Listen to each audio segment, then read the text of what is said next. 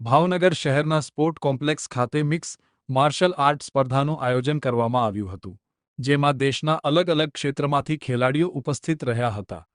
Mix martial art એટલે કે પંચ kick અને રેસલિંગના દાવપેચનું અનોખું સંકલન કહેવામાં આવે છે. આ એક એવી રમત છે કે જેમાં માનસિક એકાગ્રતા, સફળતા અને શારીરિક ક્ષમતા હોવી જરૂરી છે. MMA તરીકે ઓળખાતી આ સ્પર્ધામાં મોટી સંખ્યામાં લોકો ઉપસ્થિત રહ્યા હતા.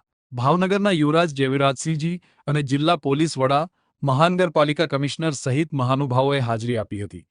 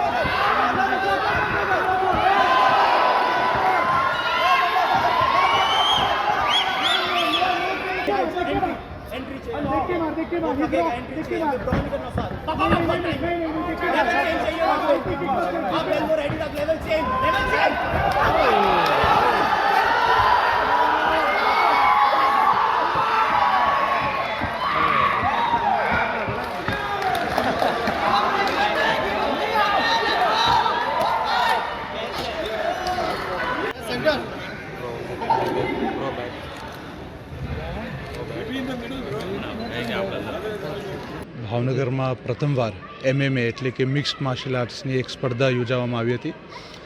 આજે ફાઇનલ કોમ્પિટિશન હતું. એ પહેલાં 2 દિવસ દરમિયાન આપણે સિલેક્શન્સ હતું, એટલે કે નોકઆઉટ સિરીઝ અથવા કન્ટેન્ડર સિરીઝ. એમાં ભાવનગરના આપણા 5 વિદ્યાર્થીઓએ પણ ભાગ લીધો હતો.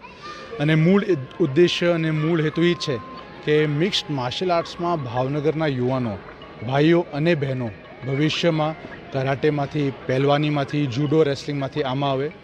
અને ટૂંકમાં જો કહું આપણે MMA તો જેટલા પણ કોમ્બેટ સ્પોર્ટ્સ છે એને આ ભેગા કરો અને એનું મિક્સ છે.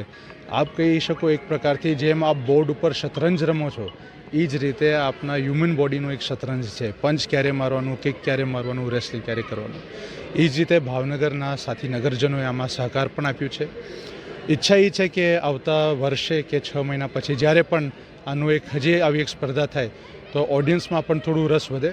એમાં મને થોડી વધારે મહેનત કરવાની જરૂર છે. અને એ મહેનત એ કરવાની છે કે ભાવનગરના યુવાનો માટે એવા એક કોચિંગ સેન્ટર આપણે ઊભું કરવાના છે નીલમબાગમાં જ. ઘણાને ખ્યાલ નથી પણ સ્પર્ધા આજે યોજવામાં આવી હતી. એનીથી લગભગ 1 મહિનાથી અમારું એક કોચિંગ કેમ્પ ચાલી રહ્યું છે. Coaching camp free of cost ભાવનગરના વિદ્યાર્થીઓ માટે હતું. એમાં કોચ ચૈતન્ય મહારાષ્ટ્રથી આવ્યા હતા. ઓલમોસ્ટ 8 ટાઈમ વર્લ્ડ ચેમ્પિયન છે જુડો અને બોક્સિંગમાં. તો જેમ મેં આપને કીધું, આપના દર્શકોને કીધું કે મૂળ હેતુ એ જ છે કે ભાવનગરના યુવાનો ફિટનેસમાં ડાયવર્ટ થાય.